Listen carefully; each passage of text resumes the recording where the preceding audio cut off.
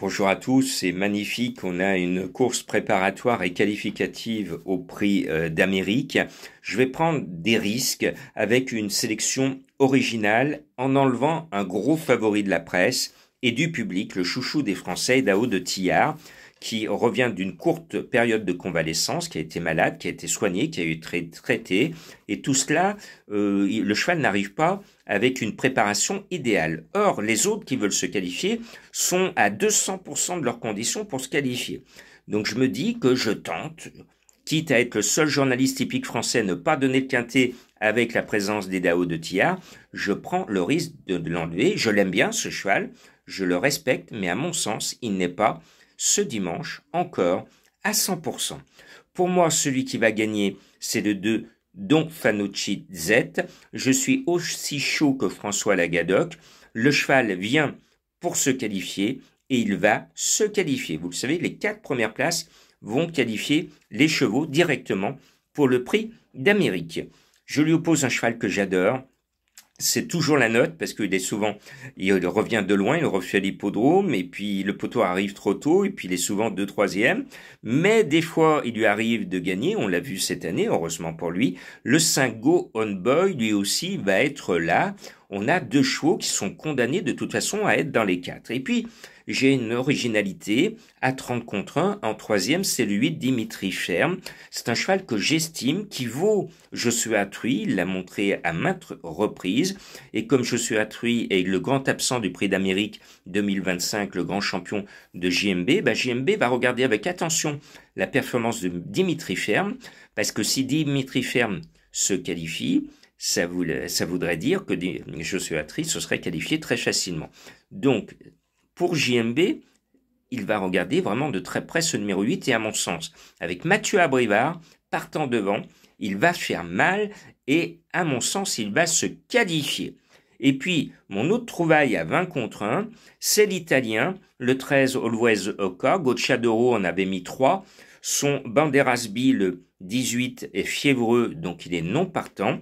Par voie de conséquence, le 13 reste son préféré parmi ces 3 mousquetaires. Celui qui est au top, c'est ce 13. Et lui aussi, Gocciadoro est un grand bonhomme et peut-être il est en train de devenir le meilleur entraîneur de trot au monde parce qu'il est capable de faire mal sur tous les continents. Eh bien, ce 13, Always Oka, je le sens bien se qualifier. Le 13 appelle le 3 Émeraude de Bec qui m'a plu la dernière fois et avec Pierre-Yves Verva, je suis un fan de Pierre-Yves Verva, elle n'a pas de pression, elle est qualifiée. Mais elle est super bien placée derrière l'Autostar, ce numéro 3, et surtout, son entourage le sait, dans le Prix d'Amérique, ce sera beaucoup plus dur pour elle, même si elle aura une chance régulière. Donc s'il y a de l'argent à prendre, autant prendre cet argent ce dimanche. Et puis le 7, Hussard du Landré, lui aussi, il est tranquille, il est peinard, il a déjà gagné. Avec Johan Le Bourgeois, bon, il est annoncé à 15 contre 1. Le cheval va être automatiquement bien dans la bagarre dès le début. Et Johan Le Bourgeois est un gagnant dans l'âme, il pourrait nous faire un petit numéro à sa façon.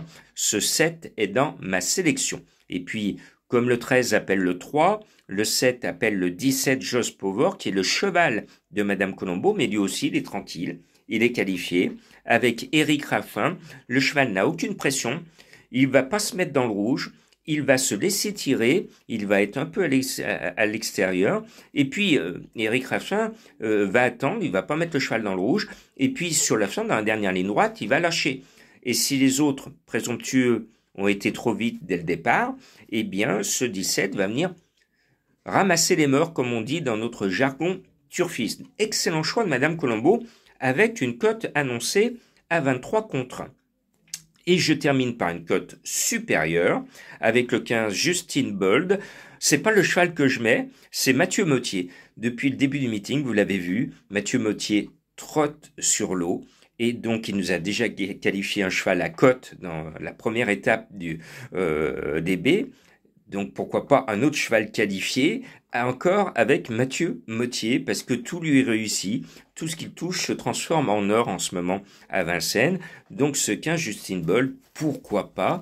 Bon Prix d'Amérique avant l'heure. En tout cas, la course va être belle et il y aura des surprises.